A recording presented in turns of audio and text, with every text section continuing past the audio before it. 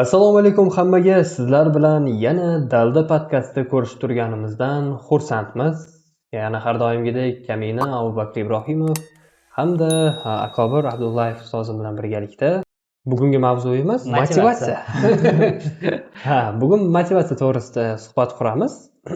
Ustoz o'zi motivatsiya to'g'risida juda ko'p postlar bor. Va juda ko'p gapirilgan va u motivatsiya haqida hozir istalgan odam gapiryapti. O'zi motivatsiya nima? Xo'p, psixologik ilmiy nuqtai nazardan tushunarsiz qilib tushuntiradigan bo'lsam, motivatsiya bu motivlar yig'indisi. Bizdagi biror bir ish harakatni qilishga bo'lgan sabablarimiz, moyilliklarimiz, istaklarimizni hammasi birlashib bizda motivatsiya degan ichki kuchni hosil qiladi. Va o'sha ichki kuch odatda bizga turtki bo'ladi. Nimanidir qilishga, bajarishga, o'rnimizdan turishga, borishga, kelishga va yoki nimagadir intilib boshlashga.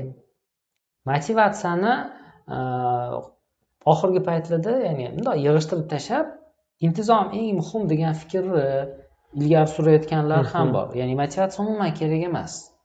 Bir tomondan ularni haqligini isbotlovchi dalillar ham bor, lekin motivatsiya umuman nol emas.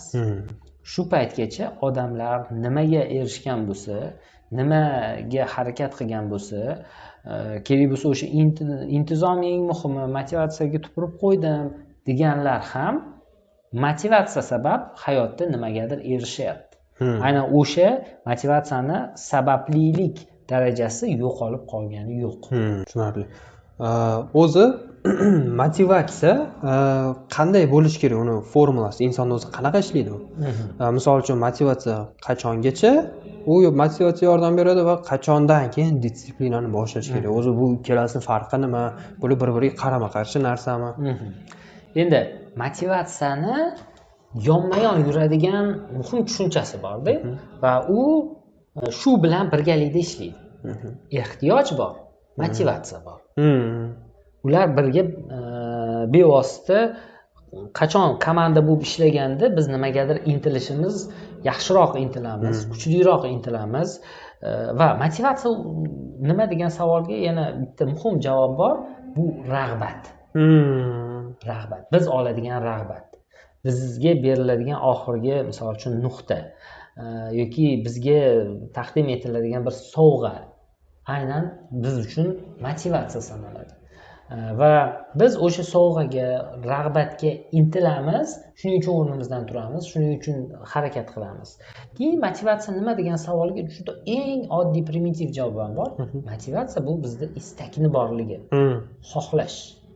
Ko'plar nimagadir erishish jarayonida, maqsad qo'yganida o'sha maqsadni yetarlicha istamaganligi uchun motivatsiyasi pastligicha qolaveradi-da. Menga murojaat qilganlar orasida shu motivatsiyam past deyshadi-da. Xo'p, istaysanmi desam, yo'q deydi.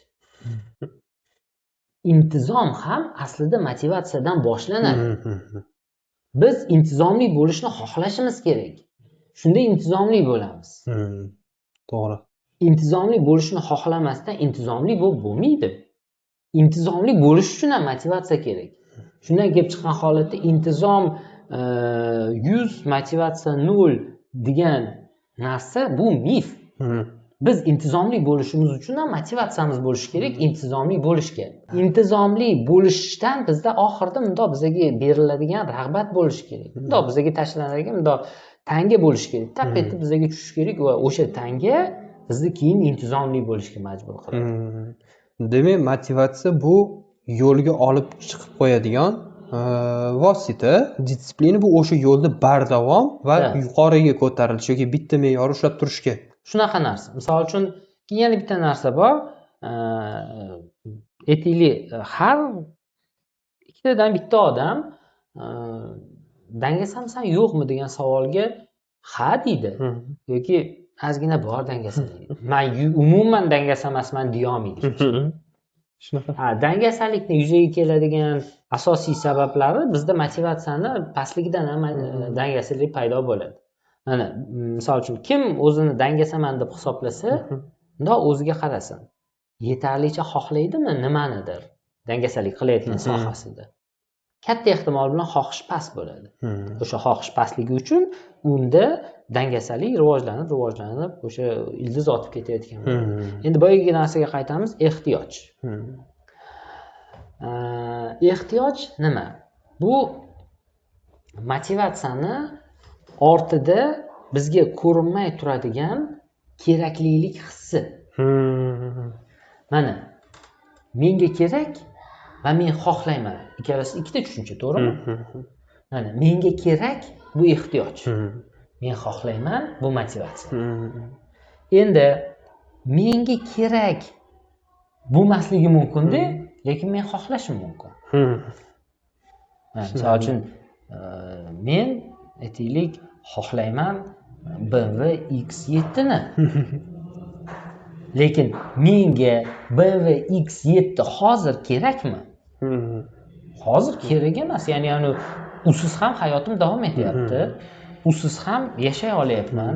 Usiz ham aytaylik odamlar bilan qandaydir munosabatlarga kirishyapman. Usiz ham o'sha uzoq yo'lingiz ham yaqin bir xil. Misol uchun boshqa mashina bilan bo'lsa ham, kerak bo'lsa avtobus bilan, metro bilan bo'lsa ham kerakli yo'lga yetib olaman va menga kerak bo'lib yonib yotayotgani yo'q.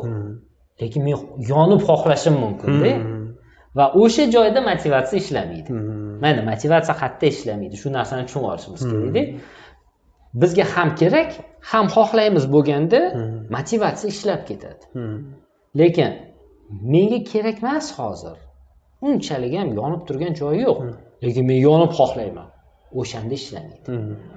Sportchilar misolida tushuntiraman.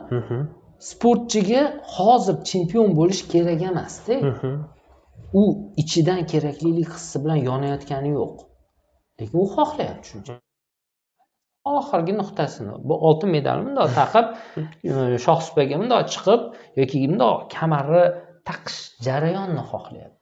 Lekin unga kerak bo'lib yonib turgani yo'q. Shuning uchun undan motivatsiya yetarli emas bo'ladi. Ya'ni o'sha medal taqishgacha bo'lgan yo'lni u xohlamayapti, to'g'rimi? Da.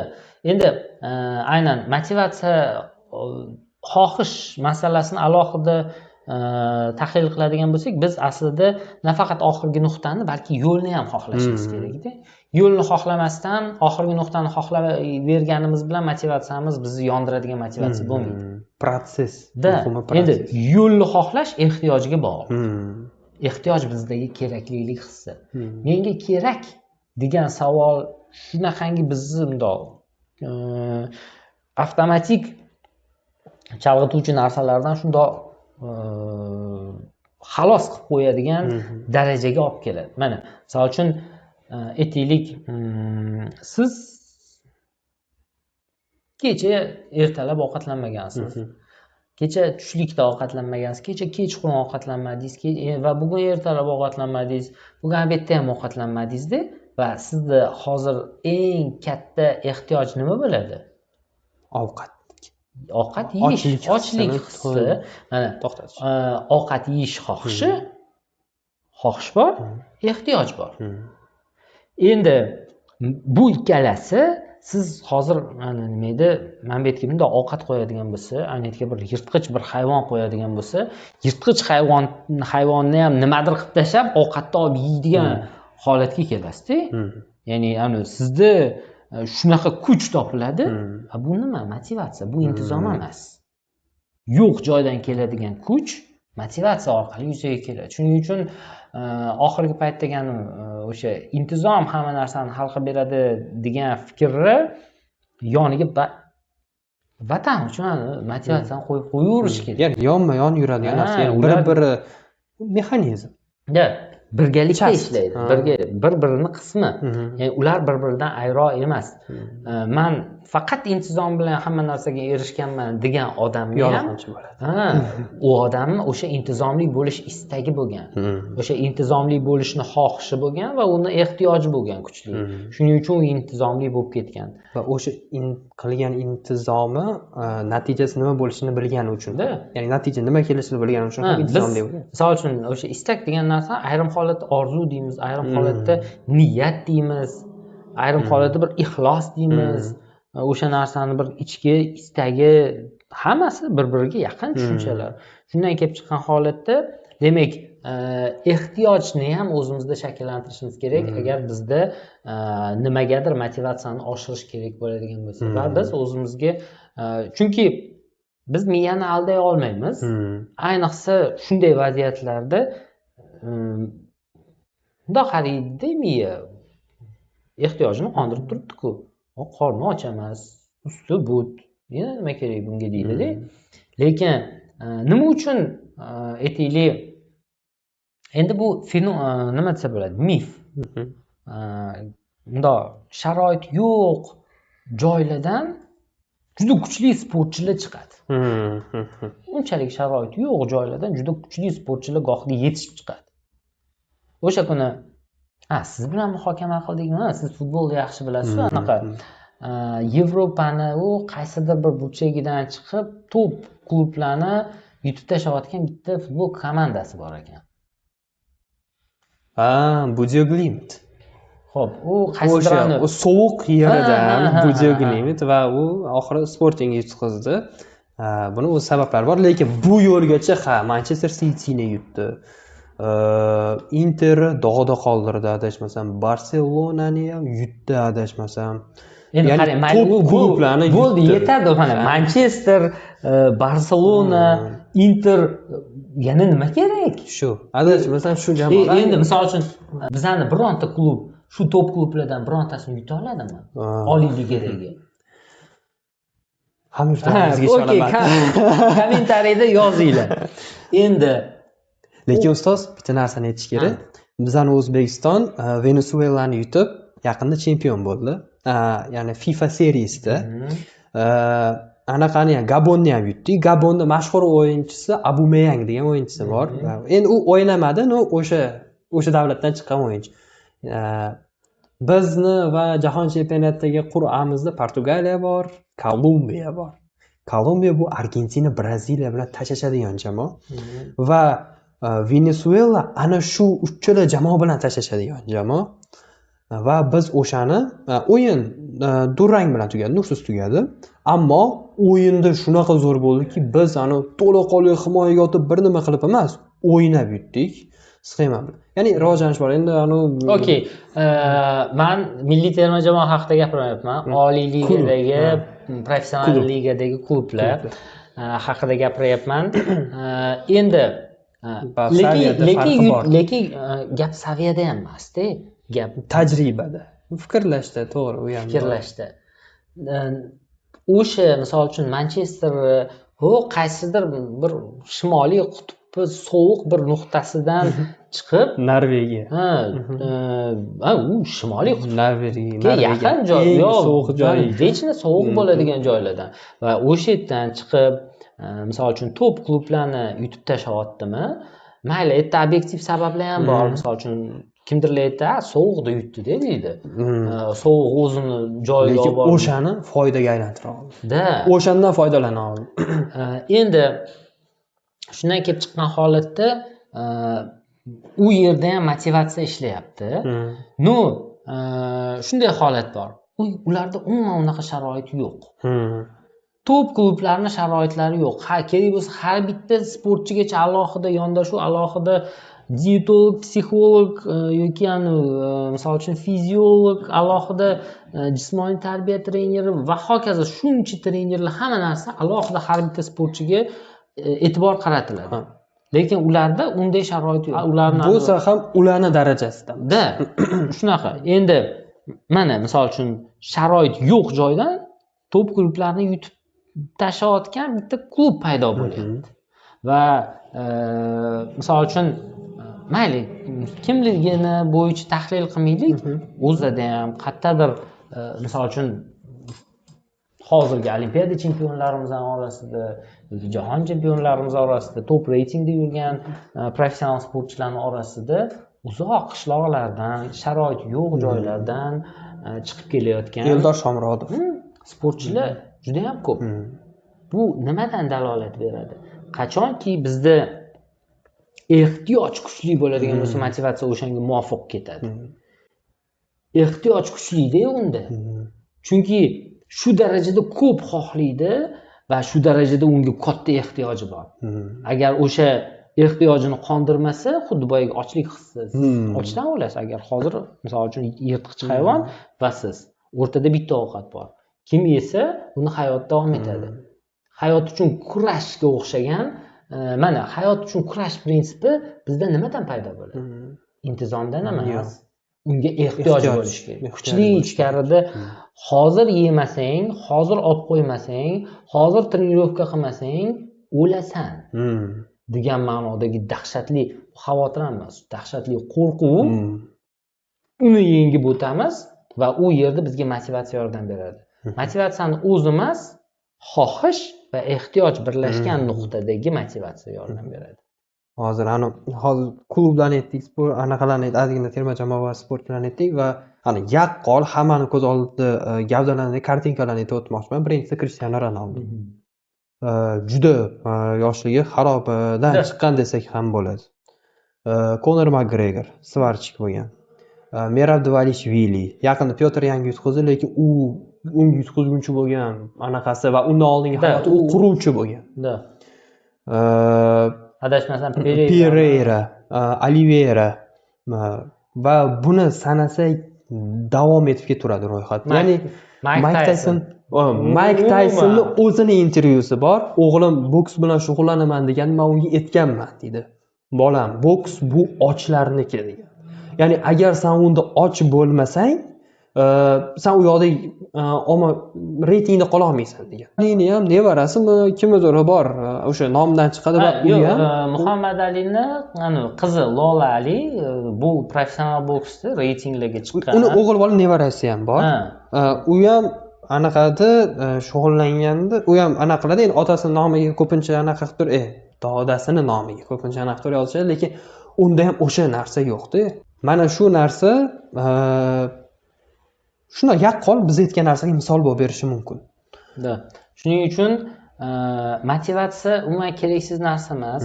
Motivatsiya ham kerak va motivatsiyani shakllantirish ham kerak. Nima uchun men bu motivatsiyani obro'si tushib ketdi? Qaysidir vaziyatda motivatorlar ko'payib ketishdi dedi. Motivatorlar hammani u qilyapti, bu qilyapti dedi. Lekin o'sha motivatorlardan foyda olganlar ham yetarlicha. Va foyda olib hayoti o'zgarganlar yetarlicha va motivatorlar hatto nimaga yordam berishi mumkin? Kimdadir ehtiyoj borda, xohishi yetmayapti. Xohishni tarbiyalashga yordam bergan. Kimdadir xohish bor, ehtiyoj yo'q. Ehtiyojni shakllantirishga yordam bergan. Va bu muayyan ma'noda tahlil, analitika. Bu orqali ehtiyoj bilan istakni muvofiqlashtirib olganimizda biz avtomatik intizomli ham bo'lib ketamiz. Endi so'z mana shu yerda bitta narsani ayting, motivatsiyam bor, lekin intizomli bo'la olmayapman deganlar bor-da. Tushunarli. Intizomni shakllantira olmayapman deganlar bor. Va juda ko'p sportchilar intizomni shakllantira olmaganligi uchun natijalari pasayadi. Motivatsiya bor. Endi o'sha yerda xohish bor-u, ehtiyoj yo'q-da. Yoki ehtiyoj bor-u, xohishni shakllantira olmaydi. Va bu misol uchun hammasini yig'ishtirib tashlash kerak, bosish kerak deydiganlar o'zida mana bu yerda nimalardir hali joy-joyga polkalarga bundoq taxlab olganligi uchun aynan motivatsiyani inkor etib faqat intizommi yoki intizomni inkor etib faqat motivatsiyani yoki ikkalasini ham inkor etib umuman hech qaysi shart emas. Trenirovkaga borib kelaversang, hammasi yaxshi bo'lib ketadi, chempion bo'lib ketasan deydiganlar demak bu yerda ham oshni sabzisini alohida, oq guruch alohida yegandek. Shunaqa. Endi ustoz, boya motivatorlar haqida aytdingiz. Yaxshilari deylik, chunki lo'ttivozlari ham ko'p edi uni. Aldanib qolganlar ham ko'p. Nima deydi? Falon indan deb turib olib, ham yordam bermaganlar ham ko'p. Keyin ustoz, birinchi podkastimizni mavzusiga sal yuzlangan holatda savol bermoqchiman. Motivatsiyani ham o'sha qilib tashlasa bo'ladimi? Uni ham qiynab tashlasa bo'ladimi? Xo'p. Shundoq ko'tarib olishmi? Yo'q. Zo'riqtirish. Over motivation degan tushuncha bor. Ya'ni motivatsiyani ko'payib ketganidan odamda motivatsiya ishlamay qolishi. Ya'ni odam nimanidir haddan oshiq xohlab yuboradigan bo'lsa, odam faqat motivatsiya bilan yashab qoladi-da. Va miya bundoq qaraydi pastga. Bu odam bu narsa haqida juda ko'p o'ylayaptimi? Demak, balki bu narsaga уже erishib bo'lgandir. Va endi bu narsa uning uchun muhim emasdir deb chalg'ituvchi narsani unga taklif qilaveradi. Va shuning oqibatida odam joyida, stagnatsiya deydi, joyida qotib qoladi, tormozlanib qoladi, rivojlanish to'xtab qoladi. Birinchi, eng yomon bir xavf. Ikkinchisi, motivatsiyani haddan oshiq ko'payib ketishi odamda xohish ko'p, harakat kam holatga olib keladi. Va bu bir-biriga noproporsional holat. Xohish ko'p, harakat kam, u yerda ham tormozlanish, ya'ni stagnatsiya, joyida qolib ketishga olib boradi. Va yana nima bo'lishi mumkin?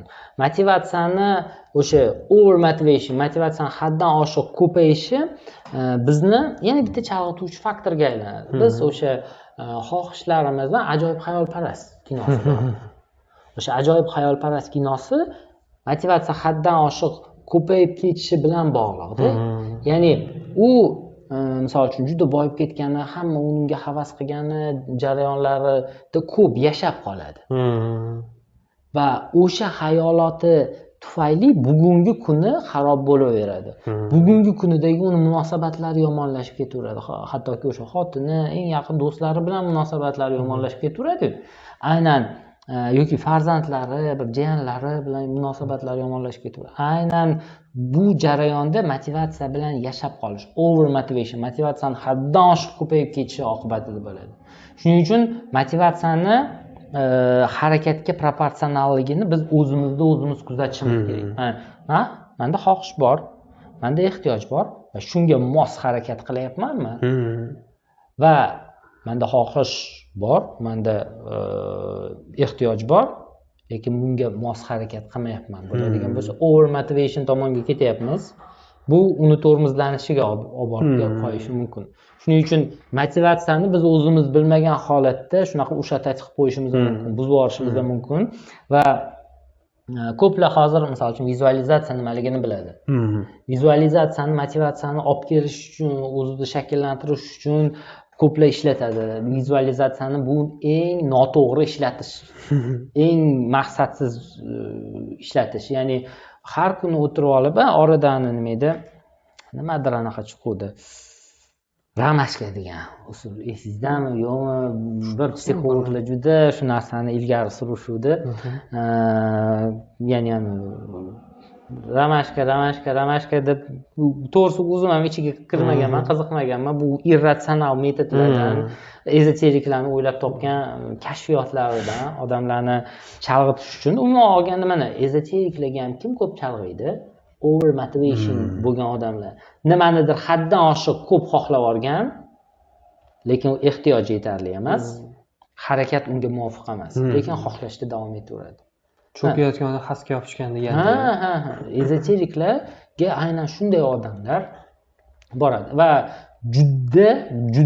juda psixologik, emotsional zaiflashib qolgan, ratsional, oddiy fikrlay olmaydigan odamlar boradi. Chunki ezoteriklar faqat o'sha parapsixologlar deydi, ularni ayrimlar bundoq odamlar hissiyotlaridan olaveradi, va yana hissiyotlardan nisbiy narsalar bilan gapiradi. Hissiyotidan olib yangi hissiyotga, hissiyotdan olib bu yana boshqa hissiyotga o'ralashtirib, lekin real muammo hal bo'lmaydi.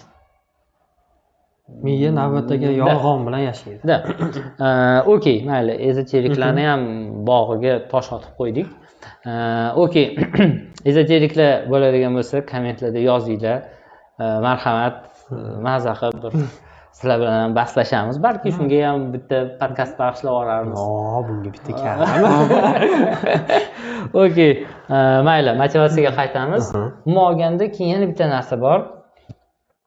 Motivatsiyani qanday qilib buzib qo'yishimizni yo'nalishini aytdik. Keyin motivatsiyaning ikkita turi bor. Bu narsani ko'plar bilmaydi. Ichki motivatsiya bor, tashqi motivatsiya bor. Va ya'ni shunday holat borda, nimaga meni motivatsiyam tez so'nib qoladi? Ya'ni nimaga men tez xohlamay qolaman deydi. Chunki u odam faqat tashqi motivatsiya bilan yashaydi. Bir xilda motivatsiya so'nmaydi, har doim barqaror turaveradi. Barqaror istak, barqaror ehtiyoj yashnab turadi. Sababi ular ichki motivatsiya bilan yashaydi. Endi ichki motivatsiya bilan tashqi motivatsiyani farqi nimada? U nima o'zi ichki motivatsiya? Xo'p, ichki motivatsiya bu bizni qadriyatlarimizga, ichkarida, tub-tubida qalbimizni, ongimizni qadrli deb bilgan ishlarimiz, harakatlarimiz, amallarimiz asosidagi qo'yilgan istaklar yoki maqsadlar, shakllangan niyatlarda bizni motivatsiyamiz uzoqroq yonib turadi. O'zi motivatsiya yonib turgan sham. Uni qilib o'chirib qo'yish mumkin. Shuning uchun motivatsiya intizomga nisbatan zaif degan fikr borda. Ammo hamma shamni ham qilib o'chirib qo'yib bo'lmaydi. To'g'ri. Bir xillar ushlab bu yoqdan dovul bo'lsa ham yonib turaveradi, pirillab, pirr qiladi, yana yonishda davom etaveradi. Chunki ular ichki motivatsiya. Bizni qadriyatlarimizga, misol uchun mana kimdirlar ona desa, bundoq eti jimlab ketadi, kimdirlar ota desa, eti jimlab ketadi, kimdirlar bir qandaydir e'tiqod desa jimirlab ketadi, kimdirlar vatan desa yonib ketadiganlar bor, kimdirlar misol uchun g'alaba desa ichkaridan, kimdirlar ustoz desa o'rnidan turadigan, bundoq eti jimirlagan. Men hozir mana shu so'zlarni bir chekkadan aytayman, o'zim etim jimirlayapti-da. Chunki hammasi muayyan ma'noda qadriyatlarim ichida bor. Shunaqa. Va yoki oila desak, nimadirlar ichkaridan ishlab ketadi. Ichki motivatsiya aynan shularga bog'liq istaklarimiz. Shular bilan hamohang istaklarimiz oqibatida shakllanadigan maqsadlarimizda har doim yonib turadi. Tushunarli. Lekin tashqi motivatsiya bu moddiy narsalar. Moddiy. Ushlab ko'rsa bo'ladi. Pul, mashina, obro'-e'tibor.